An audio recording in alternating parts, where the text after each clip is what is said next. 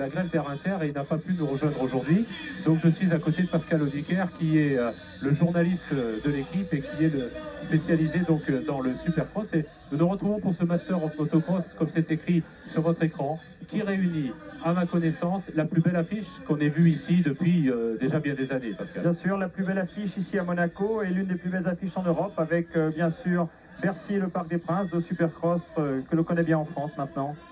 Et vous voyez donc sur ces images de Monaco, un petit miracle, je crois qu'on peut le dire, puisque c'est la première fois qu'est organisé ce style d'épreuve dans la principauté. Il a fallu bien évidemment pour ça obtenir l'aval de la famille princière et tout le monde sait que c'est une famille qui est passionnée par le sport mécanique.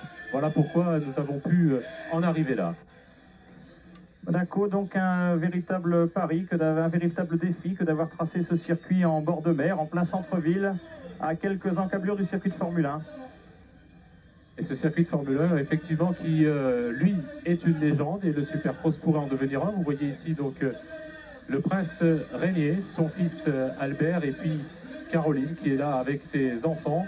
Donc, il y a bien évidemment une passion pour cette épreuve qui va avoir lieu ici pour la finale, dont le départ aura lieu dans quelques instants seulement. Avec Jean-Michel Bayle, bien évidemment, le pilote français dont tout le monde parle, qui, je vous le rappelle, a remporté 3 titres aux États-Unis, le titre de Supercross, le titre 250 et le titre 500 cm3 en Supercross.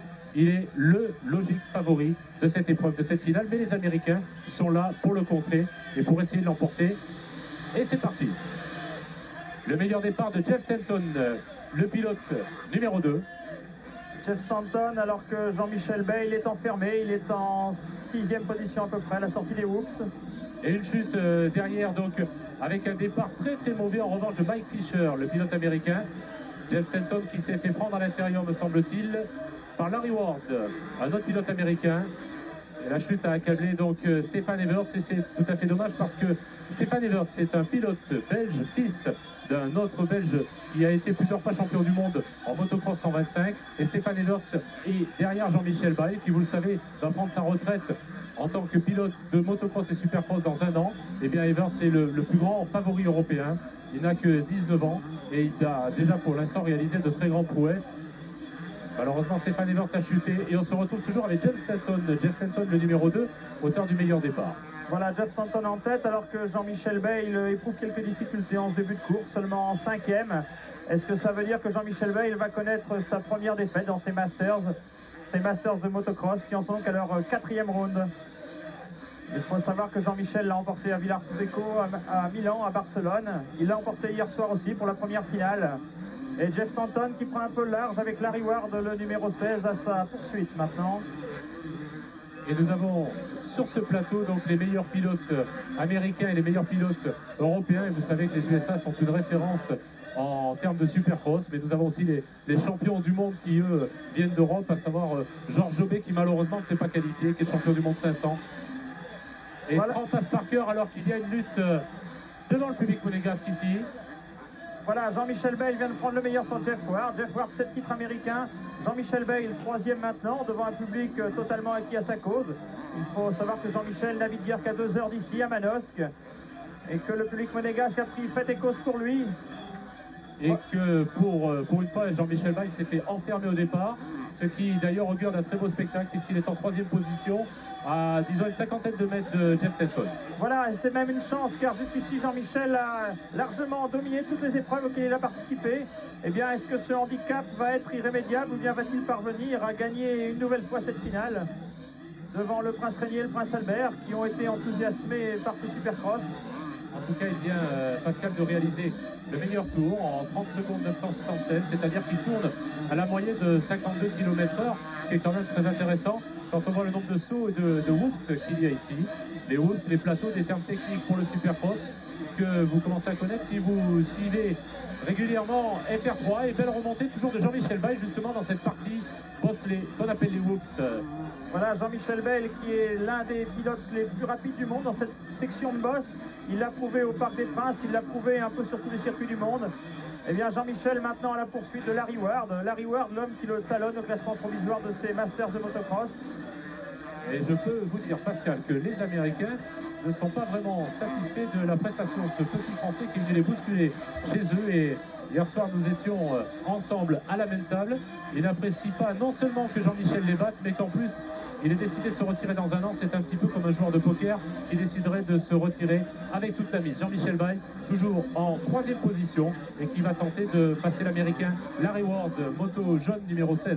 Voilà, alors que nous arrivons au tir de la course, il faut impérativement que Jean-Michel ne perde pas trop de temps derrière Larry Ward s'il veut rejoindre Jeff Stanton, son coéquipier et grand rival, puisque c'est à lui que Jean-Michel a subtilisé le titre de Supercross aux États-Unis. Un Stanton qui, pour l'heure, a perdu toutes ses confrontations en Europe face à Bayle, que ce soit au Parc des Princes ou, eh bien, tout récemment même à Barcelone, où Jean-Michel s'est montré intraitable. Jeff Ward en 4e position a maintenant perdu toute chance de victoire. La victoire qui se jouera entre Stanton le numéro 2, Larry Ward le 16 et Jean-Michel Bayle l'As. Et Jean-Michel qui connaît quand même quelques petits problèmes. Il survole normalement le Supercross, cette spécialité. Mais là, il a quelques petits problèmes pour dépasser Ward. Mais il y a aussi un calcul très intelligent, Pascal, de la part de Jean-Michel, qui de temps à autre préfère rester dans cette position. D'ailleurs, il est second maintenant. Voilà, il vient de ravir la 2e place et de laisser la pression sur Jeff Stanton, qui fait justement partie de ces pilotes américains qui apprécient très peu leur propre coéquipier, Jean-Michel Bayle, et qui apprécient en tout cas pas dans leur propre pays d'être battu par Jean-Michel. Jean-Michel sait qu'il a un avantage psychologique et il joue énormément avec ça, car c'est un pilote qui a oublié d'être bête, et il joue sur cette pression avec Jeff Stanton. Voilà, Jeff Stanton qui, eh bien, hier soir, dans le cadre de la première finale de ce premier Supercross de Monaco, a trébuché puisqu'il a craqué face à la pression de Jean-Michel. Il était en tête et il a glissé à la réception du saut d'arrivée. Eh bien, Jean-Michel maintenant met la pression sur Stanton, alors qu'il reste, eh bien, 9 tours de circuit. Nous sommes à la mi-course maintenant. Et que l'on apprécie les trajectoires de ces pilotes qui vont de plus en plus haut et de plus en plus loin. Voilà un circuit spectaculaire dessiné par Sylvain Guébours, un ancien pilote de Grand Prix. Circuit spectaculaire et très difficile, vous le voyez notamment dans les whoops. Jean-Michel qui a fait une faute. Un circuit qui ne pardonne pas le moindre relâchement. Et Stanton en a profité pour prendre une petite avance. Voilà, Jean-Michel, 3 titres américains, 8 succès en Supercross aux États-Unis cette saison.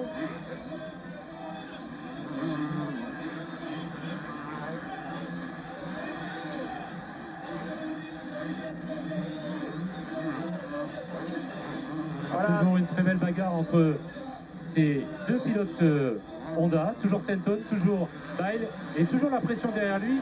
Et comme on l'avait plus ou moins prévu, puisque c'est pas une nouveauté, Jean-Michel Bayle a pratiquement tout gagné ces derniers temps, et bien sa tactique est toujours la même. Avant de dévorer son adversaire principal, qui aujourd'hui donc est Stanton, et bien il remonte progressivement lorsqu'il prend un mauvais départ, ce qui était le cas de cette finale. Il laisse une pression sur son adversaire direct, il attend, peut-être que l'adversaire aille à la faute, mais on voit d'ailleurs sur cette image que Jeff Stanton est vraiment à la limite. Jean-Michel, bien sûr, fait la pression sur Stanton. Il reste 6 tours de circuit. Cela va être difficile pour le numéro 1 mondial.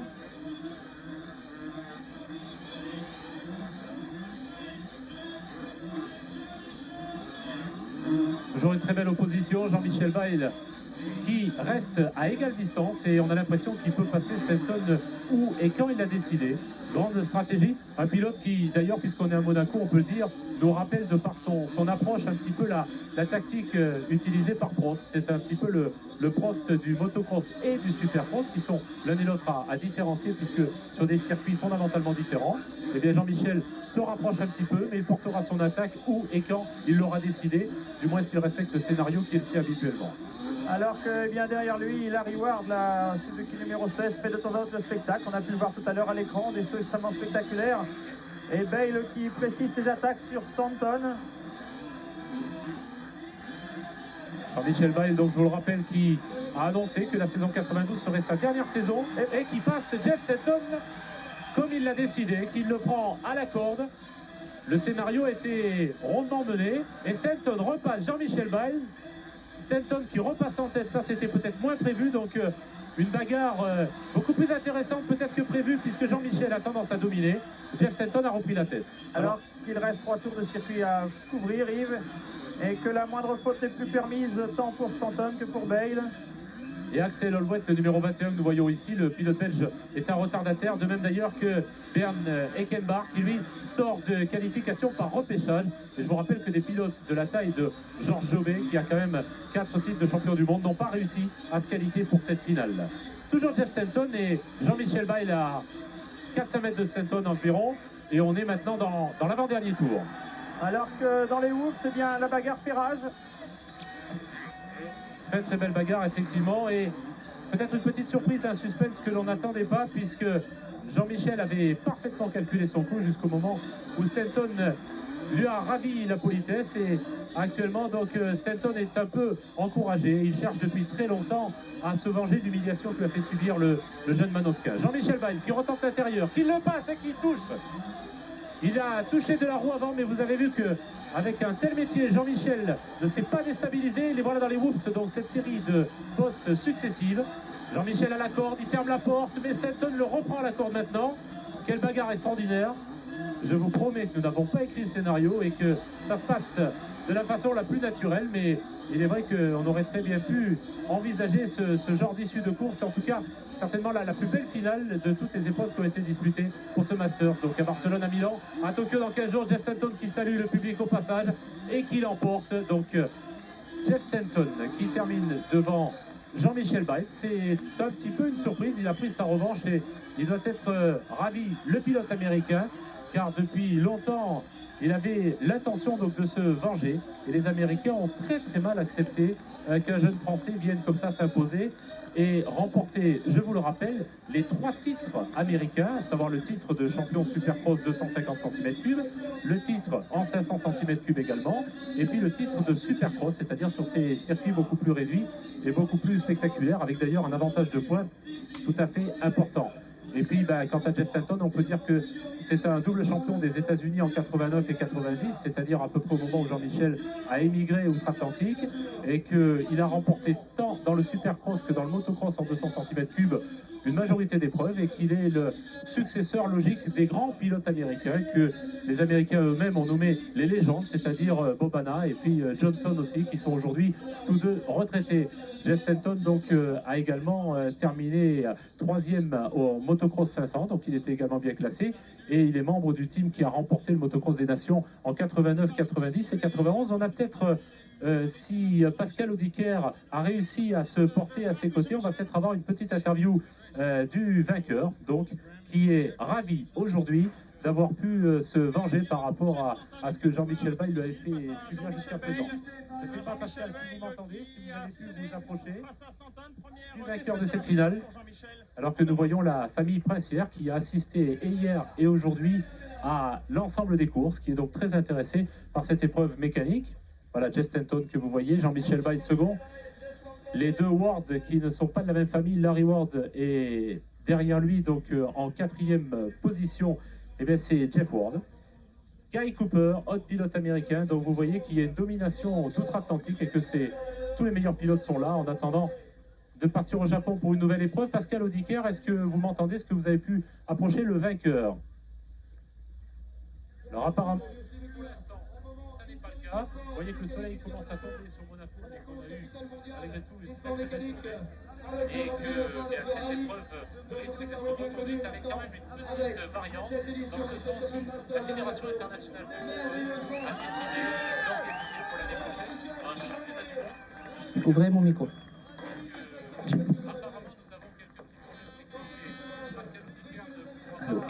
On garde l'image du...